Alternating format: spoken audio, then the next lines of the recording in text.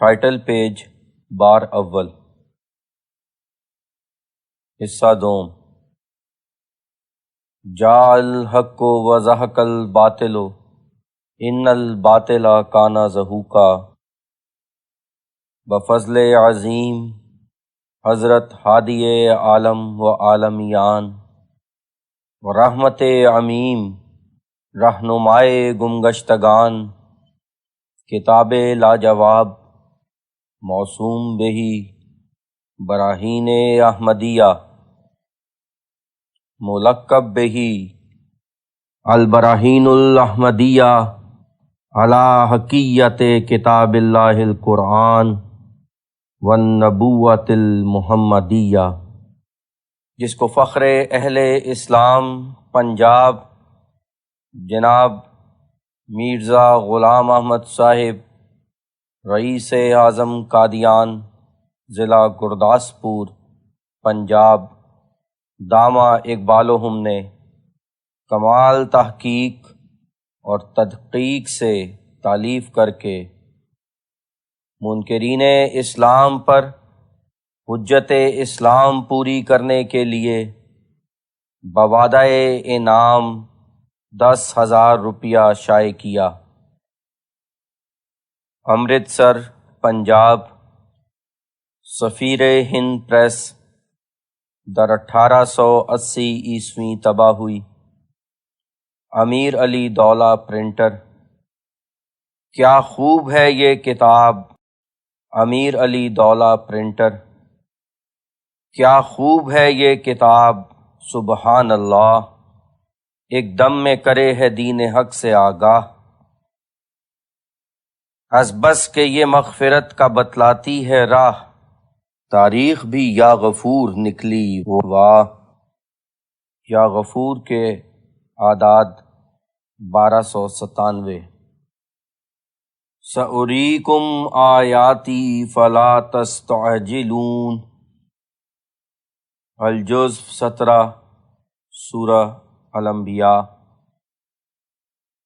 براہین احمدیہ کے مخالفوں کی جلدی۔ حاشیہ: یہ اشتہار طبع اول و طبع سوم میں موجود ہے لیکن طبع دوم میں نہیں۔ شمس۔ کئی ایک پادری صاحبوں اور ہندو صاحبوں نے جوش میں آ کر اخبار سفیر ہند اور نور افشاں اور رسالہ ودیا پرکاشک میں ہمارے نام طرح طرح کے اعلان چھپوائے ہیں، جن میں وہ دعویٰ کرتے ہیں کہ ضرور ہم رد اس کتاب کی لکھیں گے، اور بعض صاحب ڈوموں کی طرح ایسے ایسے صریح حجب آمیز الفاظ استعمال میں لائے ہیں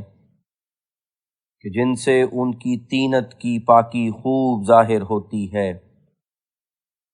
گویا وہ اپنی اوباشانہ تقریروں سے ہمیں ڈراتے اور دھمکاتے ہیں، مگر انہیں معلوم نہیں ہم تو ان کی تہ سے واقف ہیں، اور ان کے جھوٹے اور ذلیل اور پست خیال ہم پر پوشیدہ نہیں، سو ان سے ہم کیا ڈریں گے اور وہ کیا ڈراویں گے۔ کرمکے پروانہ را چو موت می آیت فراز، می فتد بر شم سوزاں از رہے شوخی و ناز۔ بہرحال ہم ان کی خدمت میں التماس کرتے ہیں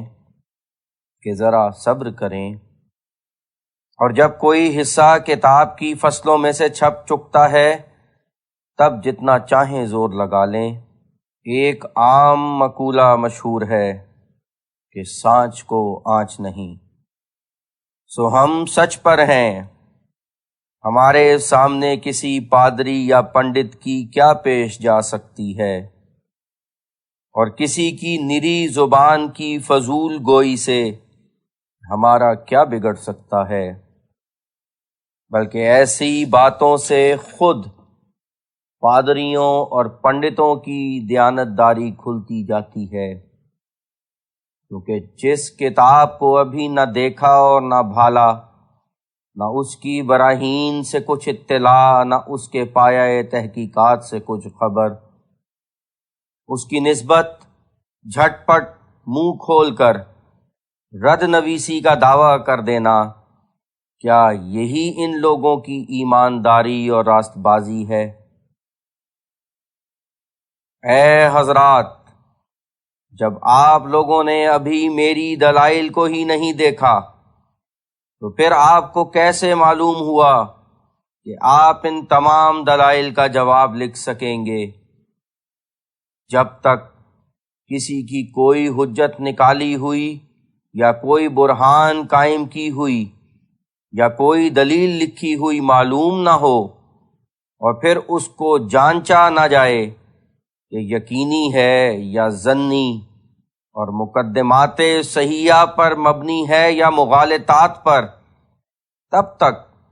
اس کی نسبت کوئی مخالفانہ رائے ظاہر کرنا اور خواہ نخواہ اس کے رد لکھنے کے لیے دم زنی کرنا اگر تعصب نہیں تو اور کیا ہے؟ اور جب آپ لوگوں نے قبل از دریافت اصل حقیقت رد لکھنے کی پہلے ہی ٹھہرا لی، تو پھر کب نفس امارہ آپ کا اس بات سے باز آنے کا ہے جو بات بات میں فریب اور تدلیس اور خیانت اور بد دیانتی کو کام میں لایا جائے، تا کسی طرح یہ فخر حاصل کریں کہ ہم نے جواب لکھ دیا۔ اگر آپ لوگوں کی نیت میں کچھ خلوص اور دل میں کچھ انصاف ہوتا تو آپ لوگ یوں اعلان دیتے کہ اگر دلائل کتاب کی واقع میں صحیح اور سچی ہوں گی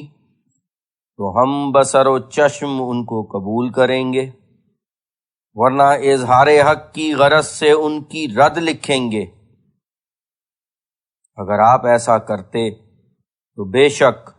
منصفوں کے نزدیک منصف ٹھہرتے اور صاف باطن کہلاتے، لیکن خدا نہ کرے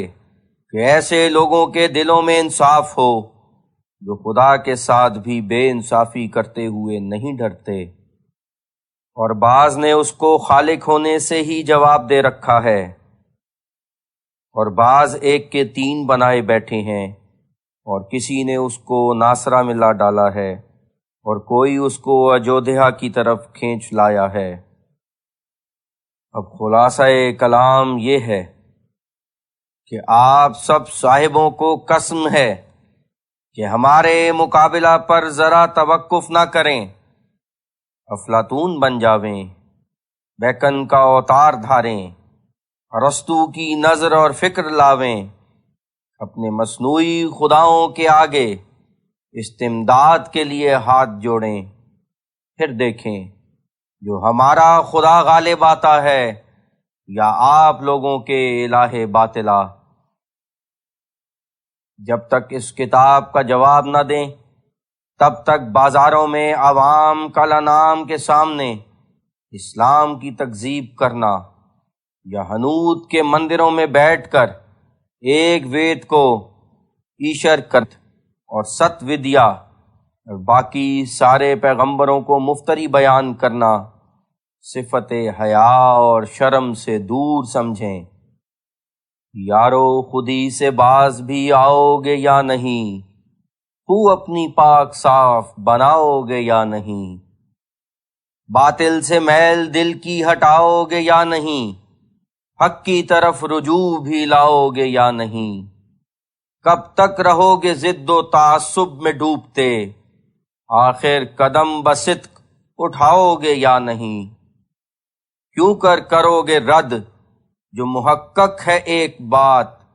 کچھ ہوش کر کے عذر سناؤ گے یا نہیں؟ سچ سچ کہو اگر نہ بنا تم سے کچھ جواب، پھر بھی یہ منہ جہاں کو دکھاؤ گے یا نہیں؟ اشتہار ضروری۔ کتاب براہین احمدیہ کی قیمت جو بالفعل 10 روپیہ قرار پائی ہے، وہ صرف مسلمانوں کے لیے کمال درجے کی تخفیف اور رعایت ہے، جن کو بشرط وسعت اور طاقت مالی کے اعانت دین متین میں کسی نوع کا دریغ نہیں، لیکن جو صاحب کسی اور مذہب یا ملت کے پابند ہو کر اس کتاب کو خریدنا چاہیں تو چونکہ اعانت کی ان سے کچھ توقع نہیں، لہٰذا ان سے وہ پوری قیمت لی جائے گی جو حصہ اولا کے اعلان میں شائع ہو چکی ہے۔ المشتہر، مؤلف براہین احمدیہ۔ عرض ضروری بحالت مجبوری۔ انسان کی کمزوریاں جو ہمیشہ اس کی فطرت کے ساتھ لگی ہوئی ہیں، ہمیشہ اس کو تمدن اور تعاون کا محتاج رکھتی ہیں، اور یہ حاجت تمدن اور تعاون کی ایک ایسا بدیہی امر ہے کہ جس میں کسی عاقل کو کلام نہیں۔ خود ہمارے وجود کی ہی ترکیب ایسی ہے کہ جو تعاون کی ضرورت پر اول ثبوت ہے۔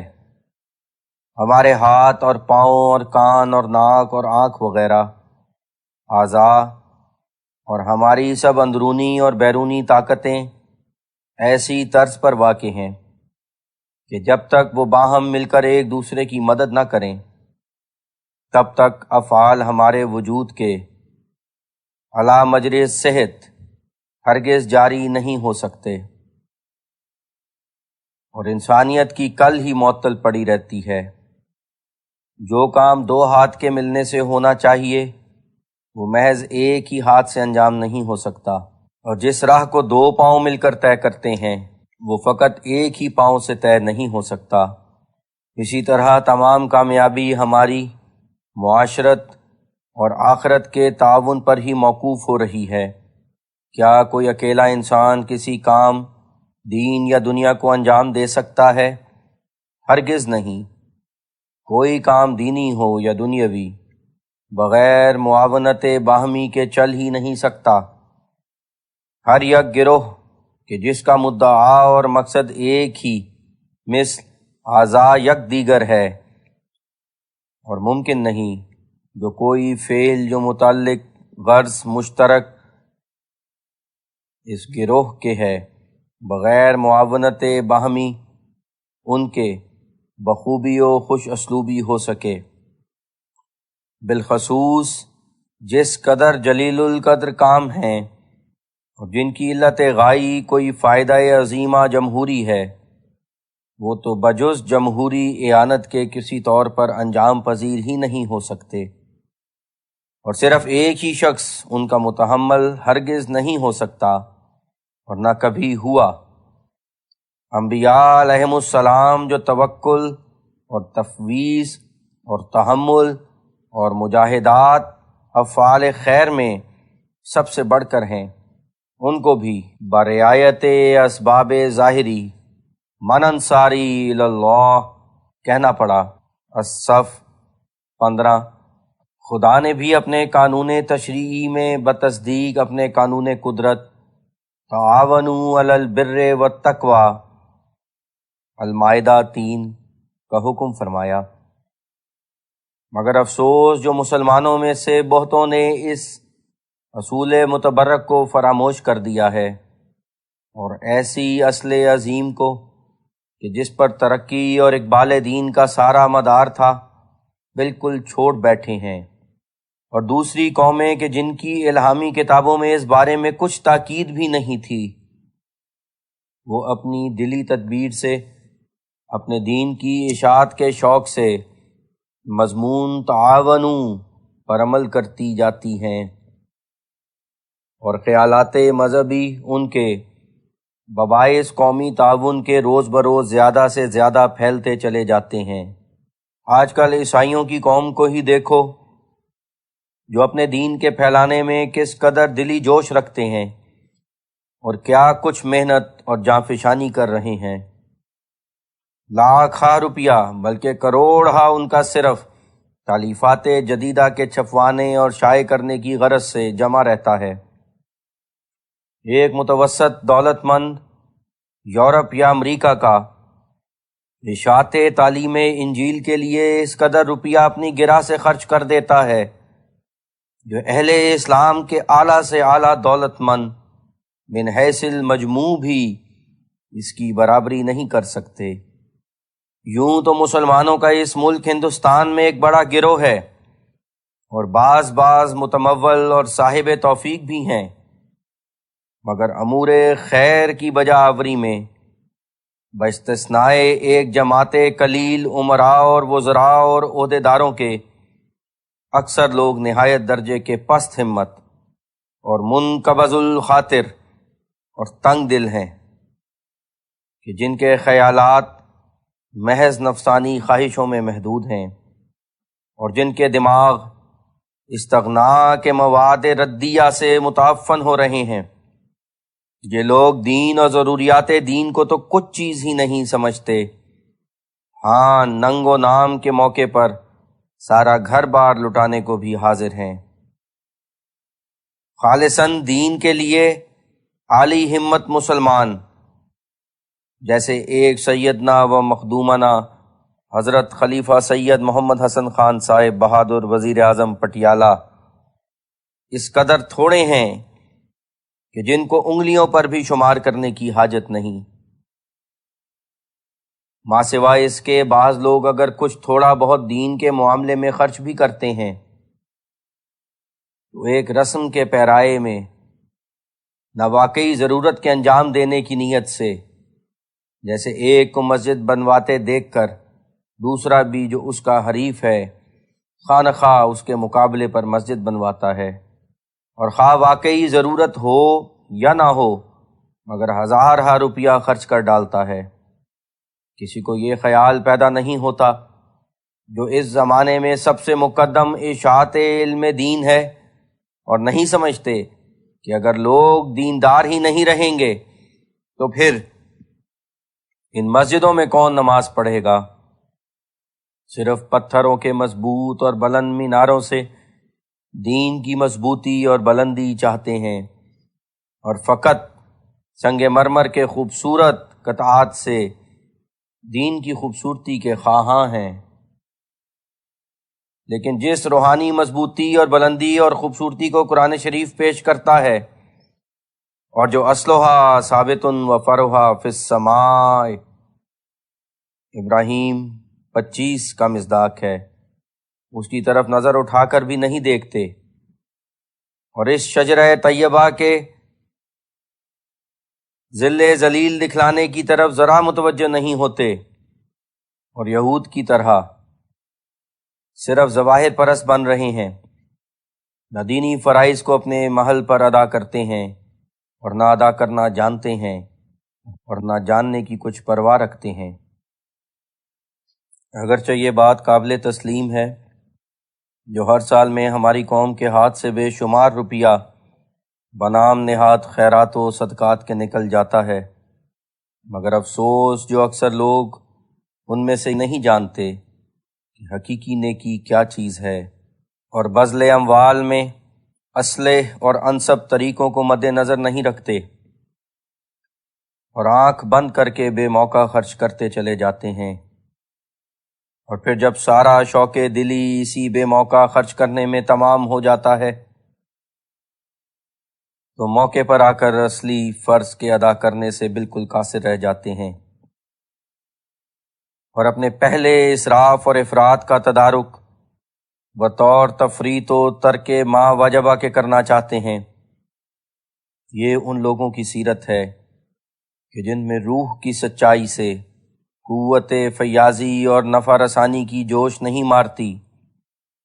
بلکہ صرف اپنی ہی طمع خاص سے، مثلاً بوڑھے ہو کر پیرانہ سالی کے وقت میں آخرت کی تن آسانی کا ایک ہیلا سوچ کر مسجد بنوانے اور بہشت میں بنا بنایا گھر لینے کا لالچ پیدا ہو جاتا ہے، اور حقیقی نیکی پر ان کی ہمدردی کا یہ حال ہے کہ اگر کشتی دین کی ان کی نظر کے سامنے ساری کی ساری ڈوب جائے یا تمام دین ایک دفعہ ہی تباہ ہو جائے تب بھی ان کے دل کو ذرا لرزہ نہیں آتا، اور دین کے رہنے یا جانے کی کچھ بھی پرواہ نہیں رکھتے۔ اگر درد ہے تو دنیا کا، اگر فکر ہے تو دنیا کا، اگر عشق ہے تو دنیا کا، اگر سودا ہے تو دنیا کا، اور پھر دنیا بھی جیسا کہ دوسری قوموں کو حاصل ہے حاصل نہیں۔ ہر یک شخص جو قوم کی اصلاح کے لیے کوشش کر رہا ہے وہ ان لوگوں کی لاپرواہی سے نالاں اور گریاں ہی نظر آتا ہے، اور ہر یک طرف سے یا حسرتاً علی القوم کی ہی آواز آتی ہے۔ اوروں کی کیا کہیں، ہم آپ ہی سناتے ہیں۔ ہم نے سدھا طرح کا فتور اور فساد دیکھ کر کتاب براہین احمدیہ کو تالیف کیا تھا، اور کتاب موصوف میں 300 مضبوط اور محکم عقلی دلیل سے صداقت اسلام کو فی الحقیقت آفتاب سے بھی زیادہ تر روشن دکھلایا گیا،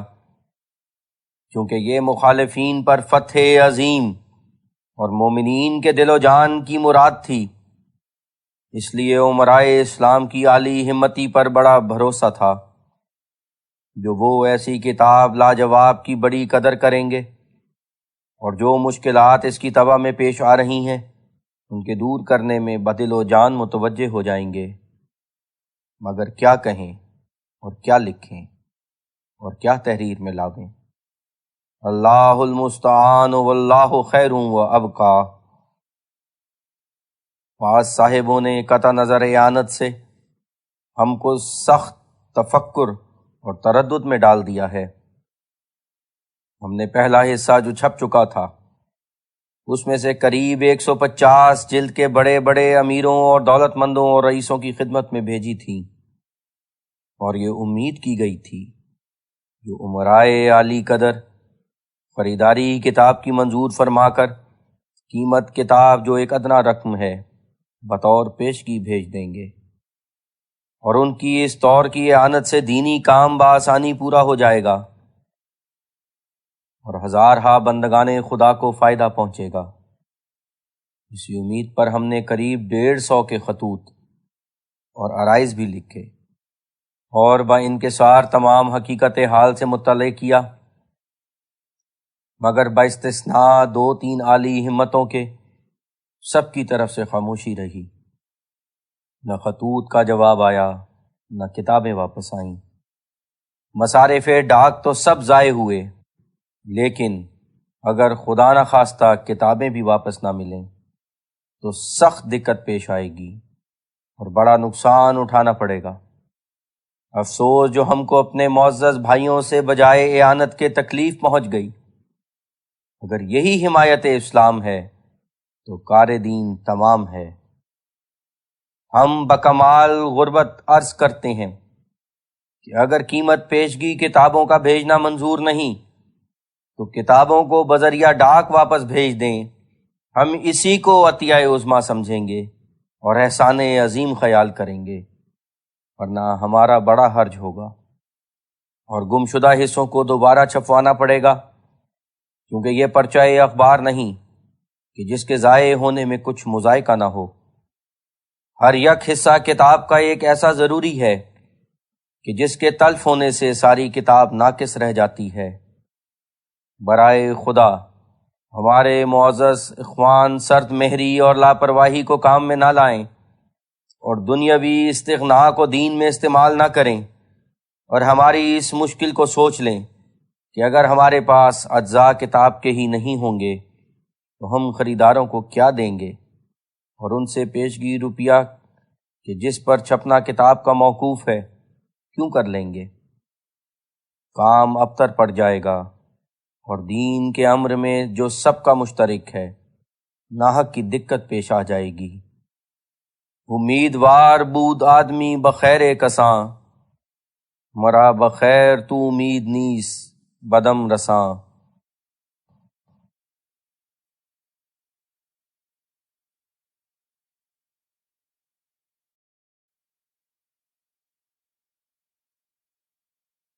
ایک اور بڑی تکلیف ہے جو بعض نافہم لوگوں کی زبان سے ہم کو پہنچ رہی ہے، اور وہ یہ ہے جو بعض صاحب کے جن کی رائے بباعث کم توجہی کے دینی معاملات میں صحیح نہیں ہے، وہ اس حقیقت حال پر اطلاع پا کر جو کتاب براہین احمدیہ کی تیاری پر 9,000 روپیہ خرچ آتا ہے، بجائے اس کے جو دلی غمخواری سے کسی نوع کی اعانت کی طرف متوجہ ہوتے اور جو زیر باریاں بوجہ کمی قیمت کتاب و کثرت مصارف طبع کے عائد حال ہیں، ان کے جبر نقصان کے لیے کچھ للہ فی اللہ ہمت دکھلاتے، منافقانہ باتیں کرنے سے ہمارے کام میں خلل انداز ہو رہے ہیں، اور لوگوں کو یہ واز سناتے ہیں جو کیا پہلی کتابیں کچھ تھوڑی ہیں جو اب اس کی حاجت ہے۔ اگرچہ ہم کو ان لوگوں کے اعتراضوں پر کچھ نظر اور خیال نہیں، اور ہم جانتے ہیں جو دنیا پرستوں کی ہر یک بات میں کوئی خاص غرض ہوتی ہے، اور وہ ہمیشہ اسی طرح شرعی فرائض کو اپنے سر پر سے ٹالتے رہتے ہیں کہ تا کسی دینی کارروائی کی ضرورت کو تسلیم کر کے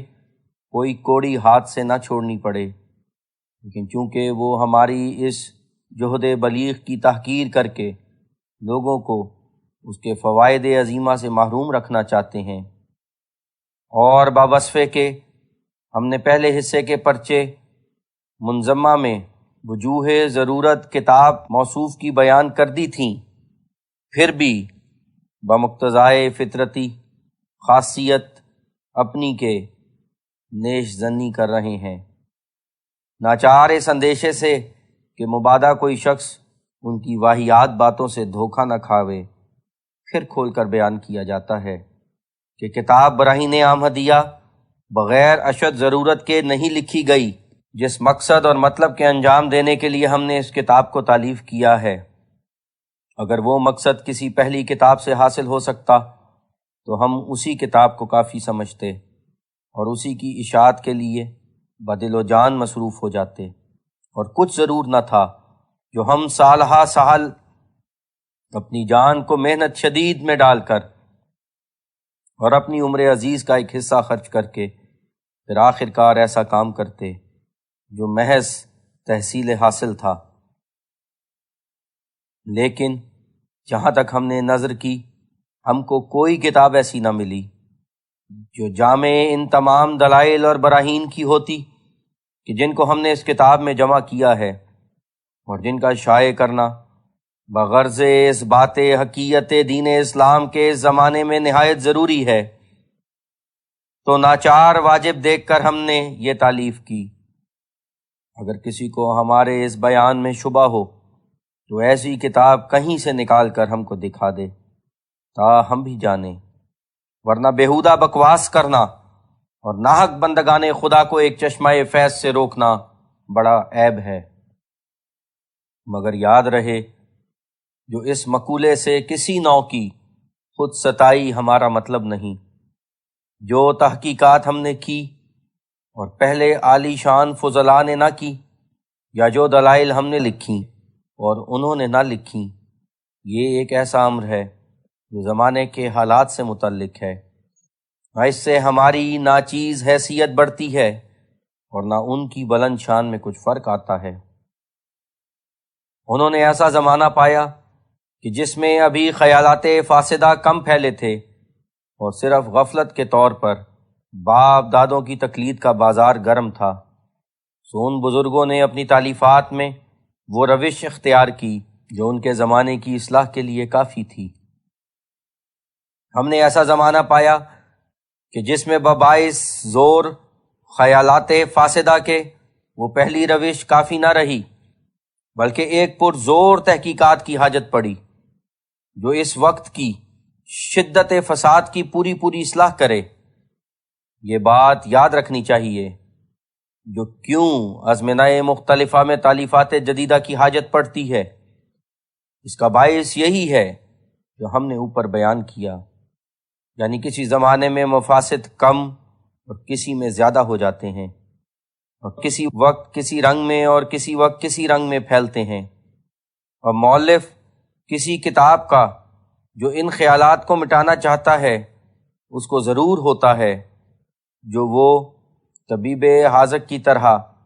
مزاج اور طبیعت اور مقدار فساد اور قسم فساد پر نظر کر کے اپنی تدبیر کو علی قدر ما ینبغی و علی نحو ما ینبغی عمل میں لاوے، اور جس قدر یا جس نوع کا بگاڑ ہو گیا ہے اسی طور سے اس کی اصلاح کا بندوبست کرے، اور وہی طریق اختیار کرے کہ جس سے احسن اور اسہل طور پر اس مرض کا ازالہ ہوتا ہو۔ کیونکہ اگر کسی تالیف میں مخاطبین کے مناسب حال تدارک نہ کیا جائے تو وہ تالیف نہایت نکمی اور غیر مفید اور بے سود ہوتی ہے، اور ایسی تالیف کے بیانات میں یہ زور ہرگز نہیں ہوتا جو منکر کی طبیعت کے پورے گہراؤ تک غوطہ لگا کر اس کے دلی خلجان کو بکلی مستاصل کرے۔ پس ہمارے معترضین اگر ذرا غور کر کے سوچیں گے تو ان پر بیقین کامل واضح ہو جائے گا کہ جن انواع و اقسام کے مفاسد نے آج کل دامن پھیلا رکھا ہے ان کی صورت پہلے فسادوں کی صورت سے بالکل مختلف ہے۔ وہ زمانہ جو کچھ عرصہ پہلے اس سے گزر گیا ہے وہ جاہلانہ تقلید کا زمانہ تھا، اور یہ زمانہ کہ جس کی ہم زیارت کر رہے ہیں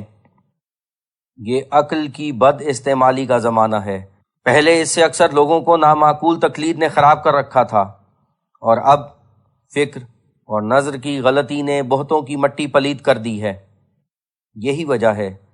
کہ جن دلائل عمیقہ اور براہین قاطعہ لکھنے کی ہم کو ضرورتیں پیش آئیں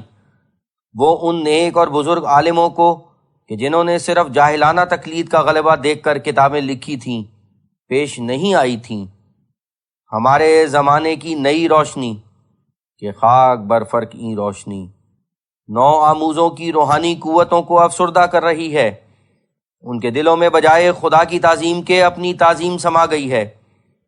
اور بجائے خدا کی ہدایت کے آپ ہی ہادی بن بیٹھے ہیں۔ اگرچہ آج کل تقریباً تمام نو آموزوں کا قدرتی میلان وجوہات عقلیہ کی طرف ہو گیا ہے، لیکن افسوس کہ یہی میلان بباعث عقل ناتمام اور علم خام کے بجائے راہبر ہونے کے راہزن ہوتا جاتا ہے۔ فکر اور نظر کی کج روی نے لوگوں کے قیاسات میں بڑی بڑی غلطیاں ڈال دی ہیں، اور مختلف رائوں اور گوناگو خیالات کے شائع ہونے کے باعث سے کم فہم لوگوں کے لیے بڑی بڑی دقتیں پیش آ گئی ہیں۔ سوفسطائی تقریروں نے نو آموزوں کی تباہی میں طرح طرح کی پیچیدگیاں پیدا کر دی ہیں۔ جو امور نہایت معقولیت میں تھے وہ ان کی آنکھوں سے چھپ گئے ہیں، جو باتیں بغایت درجہ نامعقول ہیں ان کو وہ اعلیٰ درجے کی صداقتیں سمجھ رہے ہیں۔ وہ حرکات جو نشہ انسانیت سے مغائر ہیں ان کو وہ تہذیب خیال کیے بیٹھے ہیں، اور جو حقیقی تہذیب ہے اس کو وہ نظر استخفاف اور استحقار سے دیکھتے ہیں۔ بس ایسے وقت میں اور ان لوگوں کے علاج کے لیے جو اپنے ہی گھر میں محقق بن بیٹھے ہیں اور اپنے ہی منہ سے میاں مٹھو کہلاتے ہیں، ہم نے کتاب براہین احمدیہ جو 300 براہین قطعیہ عقلیہ پر مشتمل ہے بغرض اثبات حقانیت قرآن شریف، جس سے یہ لوگ بکمال نخوت منہ پھیر رہے ہیں، تالیف کیا ہے، کیونکہ یہ بات اجل بدیہات ہے جو سرگشتہ عقل کو عقل ہی سے تسلی ہو سکتی ہے، اور جو عقل کا راہ زدہ ہے وہ عقل ہی کے ذریعے سے راہ پر آ سکتا ہے۔ اب ہر یک مومن کے لیے خیال کرنے کا مقام ہے کہ جس کتاب کے ذریعے سے 300 دلائل عقلی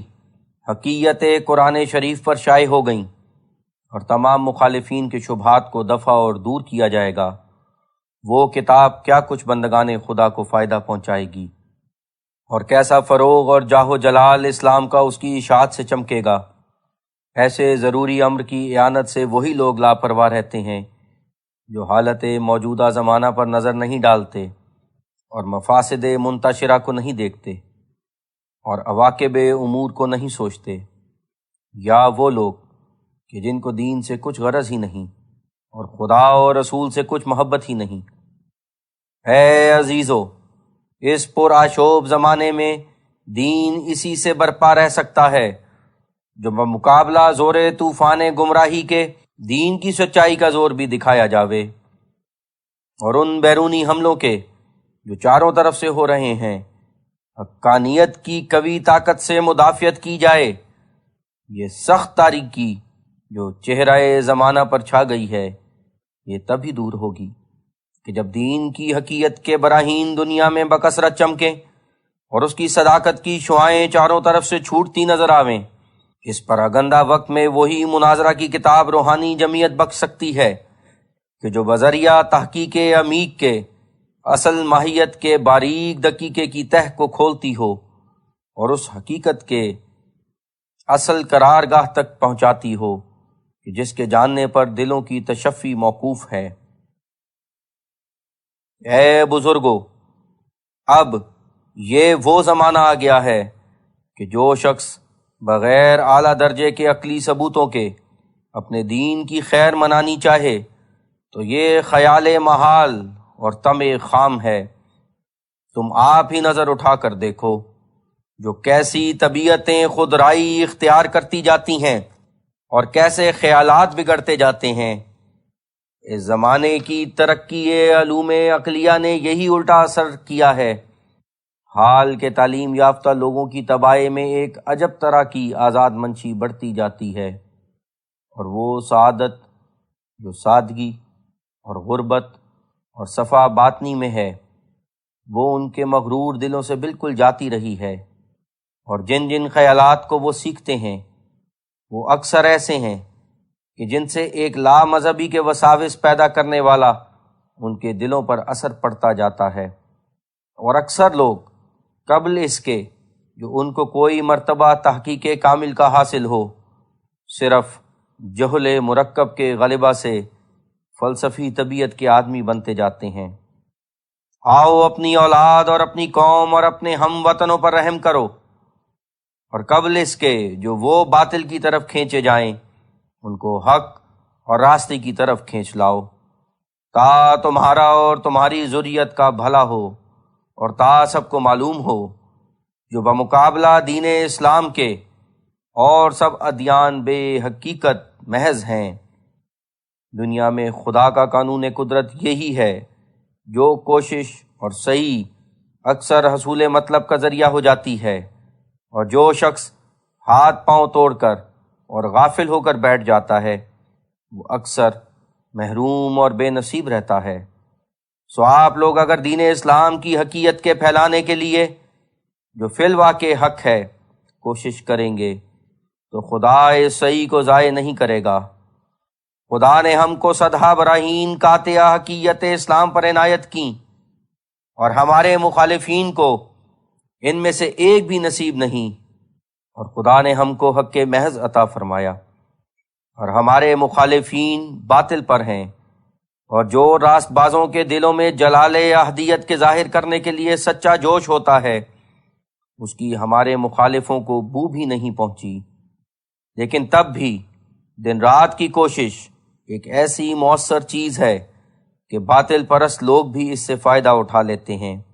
اور چوروں کی طرح کہیں نہ کہیں ان کی نقب بھی لگتی ہی رہتی ہے۔ دیکھو عیسائیوں کا دین کہ جس کا اصول ہی اول الدن درد ہے، پادریوں کی ہمیشہ کی کوششوں سے کیسا ترقی پر ہے، اور کیسے ہر سال ان کی طرف سے فخریہ تحریریں چھپتی رہتی ہیں۔ اس برس 4000 عیسائی ہوا، اور اس سال 8000 پر خداوند مسیح کا فضل ہو گیا۔ ابھی کلکتہ میں جو پادری ہیکر صاحب نے اندازہ کرسٹان شدہ آدمیوں کا بیان کیا ہے، اس سے ایک نہایت قابل افسوس خبر ظاہر ہوتی ہے۔ پادری صاحب فرماتے ہیں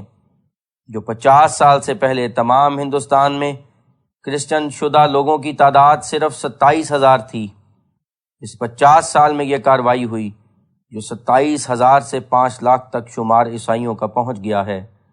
انا للہ و انا الیہ راجعون۔ ہے بزرگو، اس سے زیادہ تر اور کون سا وقت انتشار گمراہی کا ہے جس کے آنے کی آپ لوگ راہ دیکھتے ہیں۔ ایک وہ زمانہ تھا جو دین اسلام یدخلون فی دین اللہ افواجا کا مصداق تھا، اور اب یہ زمانہ، کیا آپ لوگوں کا دل اس مصیبت کو سن کر نہیں جلتا؟ کیا اس وبائے عظیم کو دیکھ کر آپ کی ہمدردی جوش نہیں مارتی؟ اے صاحبان عقل و فراست، اس بات کا سمجھنا کچھ مشکل نہیں کہ جو فساد دین کی بے خبری سے پھیلا ہے اس کی اصلاح اشاعت علم دین پر ہی موقوف ہے۔ سو اسی مطلب کو کامل طور پر پورا کرنے کے لیے میں نے کتاب براہین احمدیہ کو تالیف کیا ہے،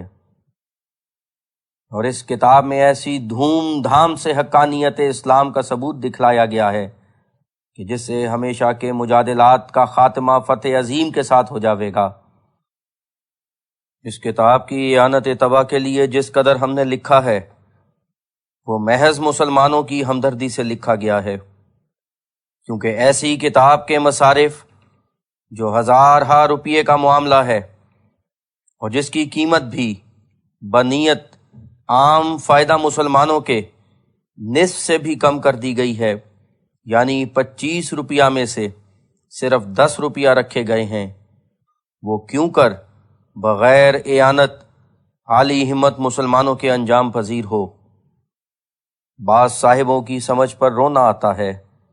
جو وہ بروقت درخواست اعانت کے یہ جواب دیتے ہیں کہ ہم کتاب کو بعد تیاری کتاب کے خرید لیں گے، پہلے نہیں۔ ان کو سمجھنا چاہیے کہ یہ کچھ تجارت کا معاملہ نہیں، اور مؤلف کو بجز تائید دین کے کسی کے مال سے کچھ غرض نہیں۔ اعانت کا وقت تو یہی ہے کہ جب طبع کتاب میں مشکلات پیش آ رہی ہیں، ورنہ بات چھپ چکنے کے اعانت کرنا ایسا ہے کہ جیسے بات تندرستی کے دوا دینا۔ بس ایسی لا حاصل اعانت سے کس ثواب کی توقع ہوگی؟ خدا نے لوگوں کے دلوں سے دینی محبت کیسی مٹا دی جو اپنے ننگ و ناموس کے کاموں میں ہزارہا روپیہ آنکھ بند کر کے خرچ کرتے چلے جاتے ہیں، لیکن دینی کاموں کے بارے میں جو اس حیات فانی کا مقصد اصلی ہیں لمبے لمبے تعاملوں میں پڑ جاتے ہیں۔ زبان سے تو کہتے ہیں جو ہم خدا اور آخرت پر ایمان رکھتے ہیں، پر حقیقت میں ان کو نہ خدا پر ایمان ہے نہ آخرت پر۔ اگر ایک ساتھ اپنے بذل اموال کی کیفیت پر نظر کریں، جو خدا داد نعمتوں کو اپنے نفس امارہ کے فربہ کرنے کے لیے ایک برس میں کس قدر خرچ کر ڈالتے ہیں، اور پھر سوچیں جو خلق اللہ کی بھلائی اور بہبودی کے لیے ساری عمر میں خالصاً للہ کتنے کام کیے ہیں،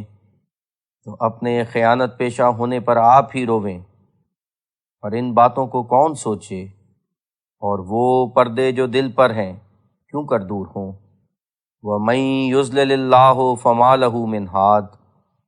الرعد 34۔ انہی لوگوں کی پست ہمتی اور دنیا پرستی پر خیال کر کے بعض ہمارے معزز دوستوں نے جو دین کی محبت میں مثل عاشق زار پائے جاتے ہیں، بمقتضائے بشریت کے ہم پر یہ اعتراض کیا ہے کہ جس صورت میں لوگوں کا یہ حال ہے تو اتنی بڑی کتاب تالیف کرنا کہ جس کی چھپوائی پر ہزارہا روپیہ خرچ آتا ہے بے موقع تھا۔ سو ان کی خدمت والا میں یہ عرض ہے